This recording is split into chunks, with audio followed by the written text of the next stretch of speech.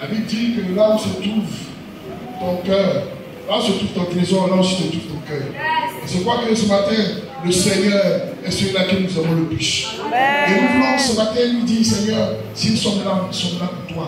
Nous t'aimons de tout notre cœur. Nous t'aimons, Seigneur. On parle de la Saint-Valentin, mais toi tu es notre Saint-Valentin. Parce que nous t'aimons, Seigneur. Nous t'aimons, Seigneur. Les hommes peuvent nous trahir. Les hommes peuvent nous abandonner. Les hommes, Seigneur, peuvent nous laisser. Mais toi, tu es fidèle. Elle dit que tu es l'éternel fidèle. Et nous voulons ce matin. Et nous reconnaissons en toi pour ce Dieu fait. Si je suis en Dieu, alléluia.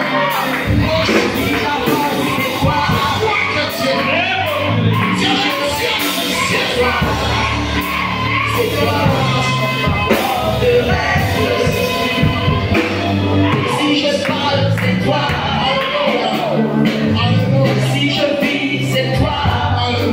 Jésus, si je respire, c'est toi. C'est toi, ma forteresse.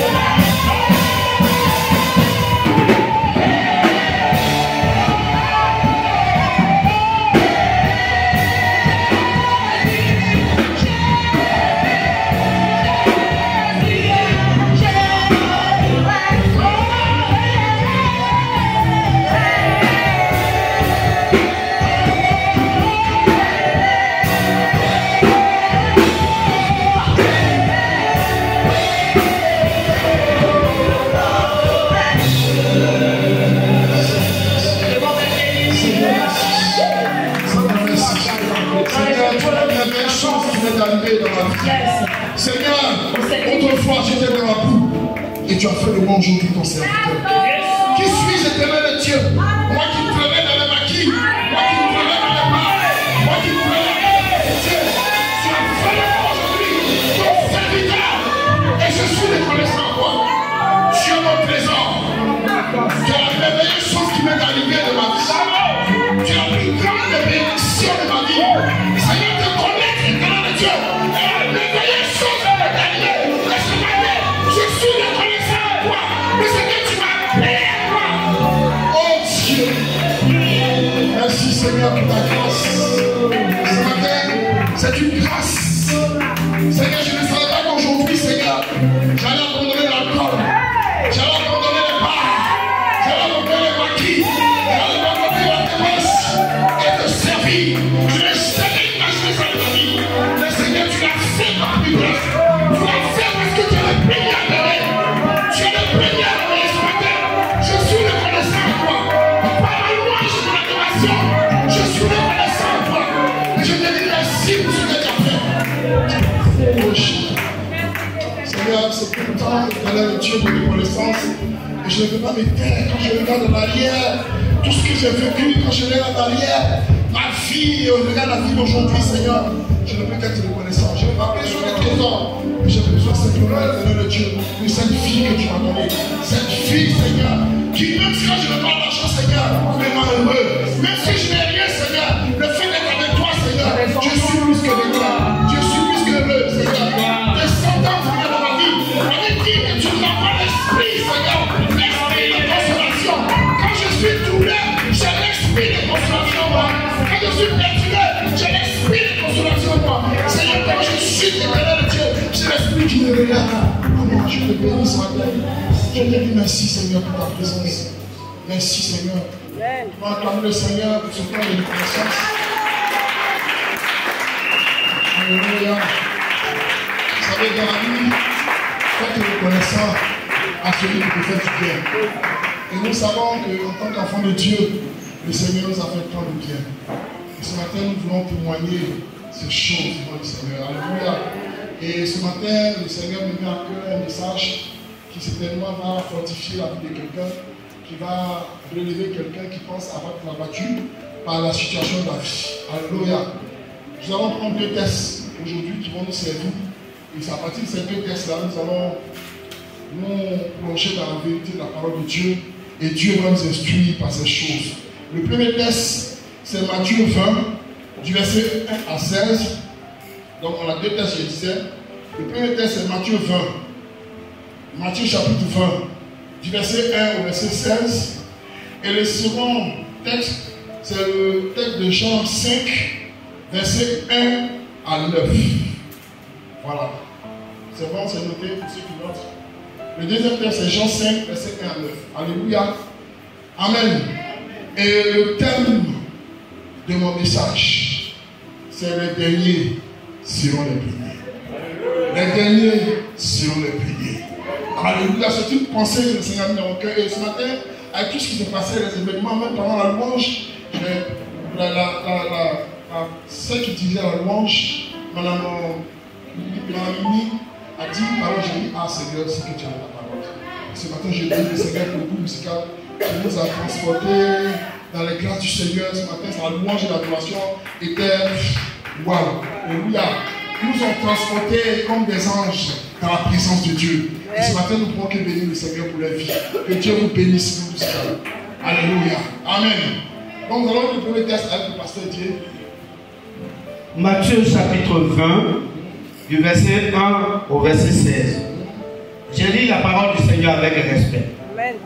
Car le royaume des cieux est semblable à un maître de maison qui sortit dès le matin, afin de louer des ouvriers pour sa vigne.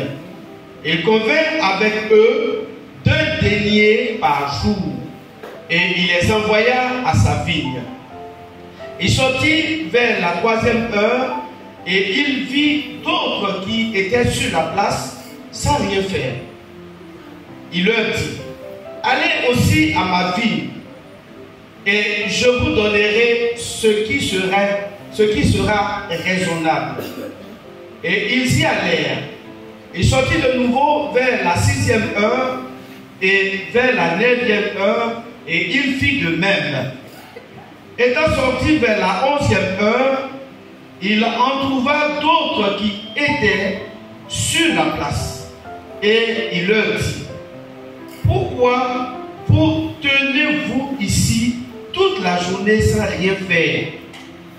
Ils lui répondirent: c'est que personne ne nous a loués. Venez aussi à ma ville, leur dit-il. Quand le soir fut venu, le maître de la vigne dit à son intendant: appelle les ouvriers et paie-leur le salaire en allant des derniers aux premiers. Ceux de la 11e heure vinrent et reçurent chacun un denier. Les premiers vinrent ensuite, croyant recevoir davantage, mais ils reçurent aussi chacun un denier. En le recevant, ils murmurent contre le maître de la maison. Verset 12. Et dirent: ces derniers n'ont travaillé qu'une heure, et tu les traites à l'égard de nous qui avons supporté la fatigue du jour et la chaleur. Il répondit à l'un d'eux: mon ami, je ne t'ai pas fait tort. N'es-tu pas convenu avec moi d'un denier? Prends ce qui te revient et va-t'en. Je veux donner à ce dernier autant qu'à toi. Ne m'est-il pas permis de faire du bien, de faire de mon bien ce que je veux? Ou bien vois-tu de mauvais œil que je sois bon? Ainsi, les derniers seront les premiers et les premiers seront les derniers. Amen. On acclame la parole de Dieu. Alléluia. Amen. Vous voyez, le texte commence par: le royaume de Dieu est semblable à. Et le texte finit par: les derniers seront les premiers et les premiers seront les derniers. Alléluia. La Bible dit quoi? Le royaume de Dieu est semblable à. C'est-à-dire que les réalités du royaume de Dieu sont différentes des réalités du monde. Ce qu'on appelle dernier, le royaume de Dieu identifie ça comme ce qui est premier. Alléluia. Ça c'est un principe. Nous allons voir d'abord déjà le contenu du texte. La Bible dit ici qu'il y a le maître de la vie. Le maître de la vie ici représente, c'est une parabole. En fait, Jésus très souvent enseignait en parabole. Quand il parlait en parabole. Et c'est pourquoi ceux qui pouvaient comprendre, qui avaient l'esprit pour comprendre, pouvaient comprendre. Et ceux qui ne pouvaient pas comprendre, les disciples qui étaient avec lui, très souvent, le premier le côté dit: mais Seigneur, qu'est-ce que tu voulais dire? Et il donnait la signification. Mais ici, le Seigneur dit ici que le maître de la vie, alléluia, c'est Jésus. N'est-ce pas? Et la vie, c'est le royaume de Dieu. Alléluia. Et les ouvriers sont les enfants de Dieu. Et le salaire sont les bénis de Dieu. Alléluia. Amen. Amen. Il dit qu'il y a les ouvriers, il y a un monsieur qui avait un vigneron qui avait besoin d'ouvriers, n'est-ce pas?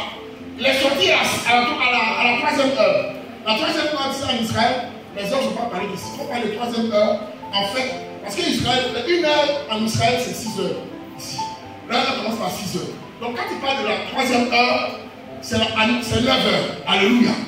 Donc quand les premiers ont été appelés à 9 heures. Ensuite, les seconds sont appelés à midi, c'est-à-dire la 6e heure. Et les seconds à 9e heure qui correspondent à 15 heures. Et les derniers, c'est à 11 heures qui correspondent à 17 heures. Alléluia. Donc voilà que le maître, il prend des gens, il va dans la rue et puis il prend des gens et puis on venait travailler pour moi. Sachant qu'un denier, c'est la monnaie romaine, c'est la monnaie de l'occupant à l'époque. Donc un denier, c'est le salaire d'un ouvrier qui travaille 12 heures. Alléluia. Donc quand on te donne un denier, c'est-à-dire qu'on a respecté la loi là-bas. Ici la loi, ici le SMIC c'est combien? 75 000 maintenant. Voilà. Donc celui qui t'emploie et qui te paye 75 000 au-delà, il a respecté la loi. Alléluia. Il a respecté la loi. Amen. Tu peux rien lui reprocher. Parce qu'il t'a payé 75 000. Il n'avait pas de problème. Alléluia. Et la Bible dit qu'il a donné au premier, au dernier, il a commencé par le dernier d'abord. Amen. Il a donné le même salaire. C'est-à-dire que quelqu'un qui est venu à 17h et puis il a travaillé à 18h. Et il donne le même salaire que celui qui a commencé à 9h pour finir à 18h. Bon, maintenant, à votre avis, est-ce que le vigneron est juste? Hein? Il n'est pas juste. Pourquoi? Pourquoi? Papa, pourquoi? Moi qui ai commencé à travailler à 9h, j'ai fourni plus de travail que le dernier qui vient d'arriver. D'accord, je suis d'accord avec toi. Mais quand il te venait là, il a dit qu'il a payé combien? Il a dit qu'il allait me payer un denier. Il ne t'a pas donné un denier? Il me l'a donné. Mais là, tu ne reproches pas. Tu n'es pas content. Parce qu'il a pu prendre quelqu'un même pour faire asseoir, ne même pas travailler, et puis donner un denier aussi. Pourquoi? C'est son argent. S'il veut, il donne en vis-à-vis de toi. Il n'est pas injuste. Parce que toi et lui, vous êtes convenus d'un salaire. Bon, il t'a donné de toi. Maintenant, ça, c'est qui vient après, ça va pas savoir. Jalousie. J'ai regardé un jour, une vidéo, il y avait un petit, deux enfants. Je pense que c'est une photo. Il y a un enfant, celui du riz avec un poulet, un morceau de poulet. L'autre aussi m'a donné du riz avec un morceau de poulet. Il mange pas son riz et puis il fait là. Et puis après, l'enfant commentait, il dit voilà comment commence à sorcellerie. Alléluia. Amen. Il a convenu d'un salaire. Il t'a donné ton salaire. Maintenant, quand tu regardes le salaire de celui qui est venu à 17 ans, s'il veut lui donner, même si tu lui donnes au-delà de ce qu'il t'a donné là, où est ton? Alléluia. Amen. Donc, ici là, la notion de dernier. Amen. On va dire le dernier dans le dictionnaire, c'est quoi? Dernier, c'est ce qui vient après les autres. Donc, pour le monde là, quand le monde va de quelqu'un qui est dernier là, c'est quelqu'un qui n'a pas réussi. C'est quelqu'un qui ne vaut rien. C'est quelqu'un qui n'a rien. Avant, on à l'époque primaire, on avait un élève. Lui, son nom était devenu, son nom était Bosson. Son prénom était dernier. Pourquoi? Parce que chaque classement, il était dernier. Amen. Donc, on l'a surnommé Bosson le dernier. Donc, quand on fait les classements comme ça, à la fin, on sort, on crie derrière lui. Bosson dernier. Bosson dernier. Bosson. Alors, on a des choses sur mon tête de lui. Donc, lui, son nom était lié au fait d'être dernier tout le temps. Alléluia. Amen. Donc, son nom, le dernier était lié à son nom.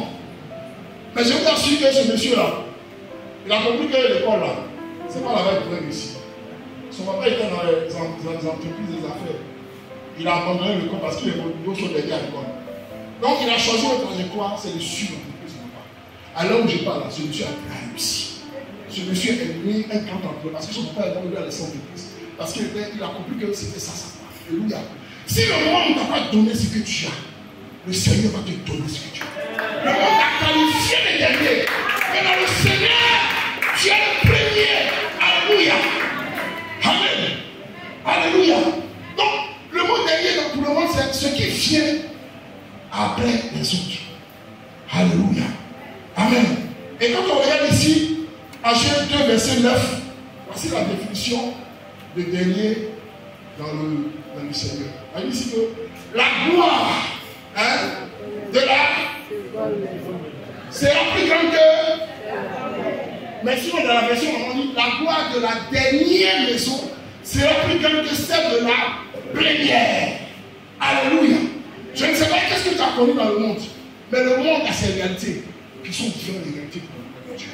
Alléluia. Si dans le monde tu t'es considéré comme dernier, si dans ta famille on te considère comme le dernier, parce que ceux qui sont derniers sont considérés comme des vauriens. Amen. C'est toi qui es dernier partout. Tes soeurs sont mariées et toi tu es la dernière dans la maison. Elles sont parties, tu n'as pas avec tes parents. Alléluia. Amen. Tes amis ont réussi, mais tu es dernier. Et tu es au quartier, tu ne sais pas qu'il y a des gens à l'autre travail tous les jours. Ce n'est pas facile de laisser au quartier et il y a des gens à l'autre travail. Alléluia. Dans le quartier, tu te considères comme quelqu'un qui est dernier qui ne faut rien. Alléluia. Amen. Mais sache une chose. La Bible dit, une prophétie, date, attends-la, car elle s'accomplira. Le temps que le Seigneur a prévu pour toi, elle n'est pas arrivée. Et quand ce temps va arriver, bien aimé, regarde, tu n'as pas bon marié, mais ton mariage sera laissé dans l'histoire. Pourquoi? Parce que le Seigneur va changer. Il dit quoi? Ceux qui sont dans le Seigneur, ils sont une belle créature. Les choses anciennes sont passées. Toutes choses deviennent nouvelles. Alléluia. Ce matin, je vais te dire une chose. Si tu as été considéré comme dernier à cause de la vie que tu mènes, vous savez, il ne faut jamais mépriser. Ne méprisez pas ceux qui sont dans une situation difficile. Amen. Parce que tant qu'ils vivent, je ne sais pas ce qu'ils vont devenir. Alléluia. Amen. Je connais une histoire. Je connais une dame, des collègues. Et ces collègues-là, elles étaient avec nous au travail. Et il y a une qui avait sa fille, en fait, qui est malade. Elle est drépanocytaire. C'est la drépanocytose, la saline par du sang. Amen. C'est vraiment très, très, très compliqué. Même ici, on a du mal à sortir ça. Donc, elle a traîné chaque jour. Quand tu as un enfant qui est drépanocytaire, tu as des problèmes. Parce que chaque jour, l'enfant va à l'hôpital. Amen. C'est parce qu'un mois où l'enfant n'est pas hospitalisé. Elle a souffert avec l'enfant. Elle a souffert avec l'enfant. Et son mari en avait marre. Parce qu'il ne pouvait pas supporter cette situation. Donc, du coup, du jour au lendemain, c'est les gens de l'autre côté. Lui, il retrouve à 4-5 femmes. Donc, du jour au lendemain, il a quitté le foyer parce que là-bas, il y a trop de problèmes. Toujours enfant malade, toujours à l'hôpital, toujours enfant malade. Et il a laissé la femme. Il allait vivre avec une autre femme. À la suite des choses, il a divorcé d'eux. C'est-à-dire qu'il allait chez les gens, il ne voulait plus d'elle. On dit pourquoi il n'a pas dit de la situation. La femme est restée toute seule avec les enfants. Elle a commencé à souffrir avec l'enfant. Et par la grâce de Dieu, comme elle travaille à Pisa, elle a eu l'occasion de rencontrer un gars du ministère. Et on lui a donné une prise en charge. Parce que l'enfant devait être envoyé en Europe pour la suite des traitements. Ici, elle ne pouvait pas. Si l'enfant restait la famille. Et donc, elle a eu une bourse pour l'enfant. Mais comme l'enfant est très petit, la bourse prenait en charge la personne qui allait s'occuper de l'enfant là-bas et l'enfant lui-même. La dame est partie en France avec l'enfant. Elle est restée avant l'enfant. Ces gens sont tellement organisés que le temps que ça devait durer là, ils ont donné une situation à la maman. Alléluia. Ils lui ont donné des papiers. Ils lui ont donné même du travail. Ils lui ont donné un logement. La femme vit là-bas aisément. Et le monsieur a appris que sa femme est à l'aise. Amen. Il a appris que celle qui était dernière, elle a dû être première. Il cherche à se réconcilier avec elle. Alléluia. La femme a eu ses papiers, donc elle a la possibilité de venir ici. L'enfant était pris en charge. Elle a commencé à se calmer. Ils ont eu une situation. Elle est venue ici. Parce qu'ici, elle travaille comme infirmière. Là-bas, elle a été intégrée à l'infirmerie, dans un hôpital public. Elle est venue ici en Côte d'Ivoire. Et quand elle est venue ici en Côte d'Ivoire, ça n'a pas duré le monsieur qui l'avait laissé là. Le monsieur est mort. Alléluia. Le monsieur est mort dans la misère, dans les situations compliquées, parce que Dieu est un Dieu de justice. Tu ne peux pas abandonner une femme avec un enfant qui est malade de support. Et puis elle a gueule. Alléluia. Cette dame-là aujourd'hui, elle est épanouie. Celle qui pensait qu'il ne pouvait pas se reconstruire, elle a une maison, elle a une famille, elle a un travail. Elle-même, elle est en train de se marier. Alléluia. Alléluia. Est-ce qu'on va acclamer le Seigneur? Il faut faire la protection. Vous dites quoi? Vous dites que tant que tu vis, il ne faut jamais désespérer. Surtout quand tu es dans le Seigneur, attaque meurt. Alléluia. Cette année, on a dit que c'est l'année de la prospérité financière. Il ne faut pas regarder ceux qui ont prospéré avant toi. Amen. Ceux qui ont prospéré avant toi, qu'est-ce qu'ils ont fait? Ils ont ouvert une porte. C'est dire d'être dernier, parce que quand tu es dernier, tu profites de l'espérance des autres. Les gens ont ouvert une porte, mais toi, tu vas passer par cette porte. Alléluia. Les gens ont souffert pour une porte, mais à cause de l'expérience que les gens ont là, tu n'as plus besoin de souffrir pour entrer à cette porte. Parce qu'il y a une porte qui est ouverte pour toi. C'est pas bien, il ne faut pas voir ta souffrance, mais regarde l'espérance de Dieu. Alléluia. Amen. Une dame qui était là, elle avait une situation ici, elle travaillait aussi à la prison. Et ses camarades, ses soeurs, ses amis, tout ça sont mariés. Elle était là, elle a eu des enfants, elle a commencé à désespérer parce qu'elle avait une vieille femme, elle a eu 3 enfants. Tu n'as pas de mari, tu n'as rien, tu es là, tu pars à la maison, tu es seul, tu rentres, tu es seul. Personne même ne te regarde. Alléluia. Elle était là, mais chaque jour, c'est quoi qui accompagne les femmes à la mairie. Je suis dans. Elle est toujours. C'est elle qui est toujours dame de compagnie. Si elle n'est pas dame de compagnie, elle est témoin. C'est-à-dire C'est-à-dire qu'elle est surtout dans une situation où elle est face à ses réalités. Alléluia. Elle est en train de désespérer. Mais son nom, on croyait qu'elle pouvait être finie. Nous, on dit, elle est des femmes. Il y a dit, un jour, dis un jour. Un jour. Quelqu'un qui est avec elle ici, qui était aux États-Unis, qui était avec elle, qui est parti aux États-Unis, s'est souvenu qu'en Afrique, il a laissé une femme en plus partie. Alléluia. Ce monsieur-là a cherché à avoir contact avec elle. Elle est venue la marier ici. Il a pris la femme de partie. Ça fait au moins 10 ans qu'ils sont venus aux États-Unis. Elle vit là-bas, elle fait partie de ses enfants, elle a ici là-bas aux États-Unis. Elle vit là-bas aujourd'hui. Elle est heureuse. Son mari aussi est heureux. Alléluia. Elle est heureuse parce qu'elle pensait que ça n'allait pas aller. Alléluia. Amen. Bien aimé, je te dis une chose ce matin. Je ne suis pas le dire plus long ce matin, mais je vais te dire que quel que soit ce que les gens pensent de toi, tu es celui-là même que les gens me disent. Quand on parle de celui qui n'a pas réussi, tout de suite c'est toi qui prends l'exemple. On dit, oh, c'est un évolué, celui-là il évolue, celui-là qui est ici. Il y a une chose. Il y a un temps pour toutes choses. Il y a un temps où le Seigneur se souviendra de toi. Il y a un temps où les gens qui t'ont oublié, c'est elle avait été oubliée par ce monsieur-là. Ce monsieur s'est souvenu de lui. C'est le Seigneur qui est le Seigneur, le Dieu des souvenirs. Il donne le souvenir. Il donne le souvenir aux gens qui se font se rappeler de toi. Alléluia. Et ce matin, tu es là pour ça. Amen. Alléluia. Est-ce qu'on peut acclamer la parole de Dieu? Amen.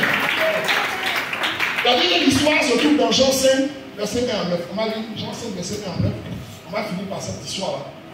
Alléluia. Jean chapitre 5, verset 1 à 9.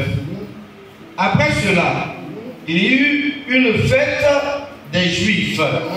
Et Jésus monta à Jérusalem.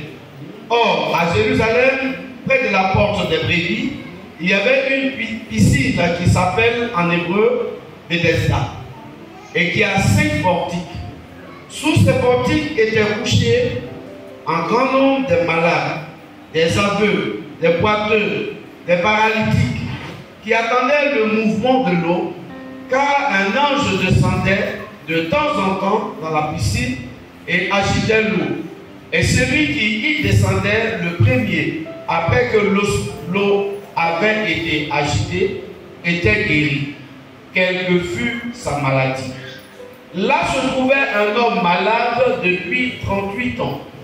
Et Jésus l'ayant vu coucher, et sachant qu'il était malade depuis longtemps, lui dit, « Veux-tu être guéri ?» Le malade lui répondit, « Seigneur, je n'ai personne pour me jeter dans la piscine quand l'eau est agitée. Et pendant que j'y vais, un autre descend avant moi. Lève-toi, lui dit Jésus, prends ton lit et marche. » Verset 9 enfin. Aussitôt cet homme fut guéri et prit son lit et marcha. Amen. Alléluia. Stop là comme le Seigneur. Amen. Voici l'histoire de quelqu'un. Un monsieur qui, depuis 38 ans, est paralysé et malade. Et il était à côté d'une piscine, parce que cette piscine-là avait des vertus. C'est-à-dire que chaque fois que tu te jetais dans l'eau et que les anges venaient remuer cette eau-là, tu tombais dans cette eau, tu t'es guéri. Alléluia. Ce monsieur était resté là pendant 38 ans. Donc pendant 38 ans, il a vu les gens défiler. Pendant 38 ans, il a vu les gens venir. Et les gens venir et partir. Les gens guéris et partir. Les bien bénis et partir. Les gens venus et partis. Alléluia. Et ce monsieur avait toujours les regards fixés sur cette piscine. Pourquoi? Parce que c'est de là que son espoir. Il avait les regards fixés sur cette piscine. Parce que pour lui, son espoir était cette piscine. Alléluia. Amen. Et quand un homme venu un homme qui lui dit, qu'est-ce qui se passe? Il dit, mais moi je suis là devant cette piscine-là depuis longtemps. Il n'y a personne pour me jeter. Alléluia. Elle est là comme ça depuis 38 ans, je suis là, depuis que je suis là, il n'y a personne pour m'aider. C'est comme ça que beaucoup pensent, je suis là, mes parents me prennent m'aider. Alléluia. Je vais financer mon commerce. Il n'y a personne pour financer mon commerce. Il n'y a personne pour payer mon concours. Je suis là, il n'y a personne pour me soutenir. Amen. Alléluia. Mais Jésus lui dit, Jésus lui dit, moi je suis celui-là qui a guéri. Pourquoi? Il dit, les anges qui le l'eau, c'est moi qui leur donne la bénédiction. Alléluia. Le monsieur avait le regard fixé sur les anges, qui étaient ceux-là qui étaient les envoyés du Seigneur. Amen. Donc ils avaient le regard fixé vers l'ange. Amen. Mais cet ange-là, ces anges-là, sont les envoyés du Christ. Maintenant que le Christ même est descendu, vous savez, quand tu es dans la détresse, il ne faut pas regarder dans une seule direction. Alléluia. Je me suis regardé dans une seule direction. La direction, c'était là, le miracle ici. Mais il ne savait pas que l'auteur, la source du miracle, était à côté de lui. Alléluia. Dès qu'on regarde ailleurs, on ne regarde pas celui qui a reçu la fréquence. C'est-à-dire qu'un homme peut écouter un ange. Un homme peut écouter un parent, une connaissance peut écouter un ange. Mais celui qui envoie l'ange. Parce que Dieu passe par les hommes pour te bénir. Alléluia, n'est-ce pas? Quelqu'un qui vient te bénir, c'est un ange sur toi. Parce que le Seigneur l'a vu avec toi. Mais le Seigneur a décidé désormais de ne plus envoyer l'ange. Lui-même, il descend à côté de toi. Alléluia. Celui qui t'a payé les études. Amen. Il était un ange sur toi. Mais le Seigneur, je descends moi-même payer les études. Celui qui t'attend pour financer ton commerce, c'est moi qui l'ai envoyé. Mais désormais, moi-même, je descends pour financer ton commerce. Tu veux réussir au concours, tu veux payer un concours, ne paye plus le concours parce que moi-même je descends et je fais réussir au concours sans payer. Alléluia. Alléluia. Amen. Donc ce monsieur avait le regard fixé sur les anges et sur l'eau. Mais il ne savait pas que le maître des anges, le maître de la bénédiction, était des anges. Alléluia. Et c'est quand le maître lui dit, il dit, prends ton lit et fais quoi? Et marche. Ce monsieur, pendant 38 ans, était porté par celui-là, n'est-ce pas? Celui le portait. Amen. Et voici que le Seigneur dit, désormais, le lit ne va plus te porter, mais c'est toi qui as porté le lit. Je vais te dire une chose, ceux qui t'ont soutenu là, bien aimé, c'est toi qui vas les supporter maintenant. Ceux qui dormaient dans le salon, bien aimé, c'est toi qui vas les loger maintenant. Parce que désormais, celui qui te soutenait là, c'est toi qui vas le porter. Alléluia. Celui qui payait ta maison, celui qui nous donnait à manger, celui qui nous donnait les vieux habits pour porter, parce qu'il n'avait pas l'habit. Bien, c'est toi qui vas lui offrir les valises, les cantines, les bagages. Pourquoi? Parce que le Seigneur est descendu pour te bénir. Désormais, ceux qui te portaient, comme ce monsieur qui t'est porté par lui les 38 ans, ceux-là, tu vas les porter. Parce que le Seigneur va te bénir. Alléluia. Dieu est le Dieu est souverain. Dieu est le Dieu qui bénit. Alléluia. Ce matin, je viens t'annoncer que le Seigneur va te visiter. Et là où les gens t'avaient méprisé, là où les gens ne te connaissaient pas, le Seigneur va te bénir. Je suis simplement de regarder dans la bonne direction. Regarde le Seigneur. Là où on t'appelait dernier, tu seras le premier.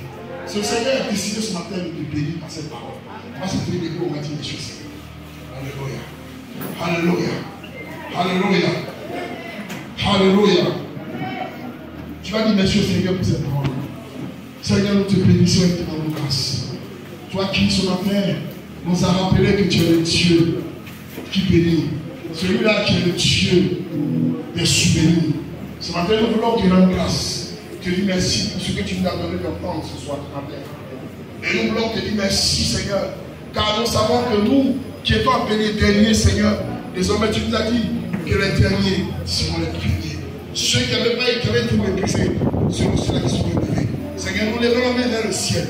Et nous te demandons, Seigneur, le Tout-Puissant, que cette parole, éternel Dieu, intervienne dans nos vies. Que cette parole, Seigneur, nous amène, éternel Dieu, à faire un point en avant. Seigneur, nous étions abattus, nous étions sans espoir. Mais cette pensée, éternel Dieu, qui vient de toi, est venue nous relever. Et nous voulons te rendre grâce, Seigneur. Désormais, nous n'allons pas nous mépriser et mépriser les autres. Car nous savons que tu es le Dieu des temps et des circonstances. Toi qui interviens, Seigneur, au moment où on ne s'entend pas à toi. Toi qui interviens au moment où les gens ne s'entendent pas à toi. Seigneur, c'est même toi que nos regards sont tournés. Car nous savons que le temps viendra, Seigneur, où tu te souviendras de moi. Tu te souviendras de ma vie. Tu te souviendras des prières. Tu te souviendras, Seigneur, de tout ce que j'ai dit.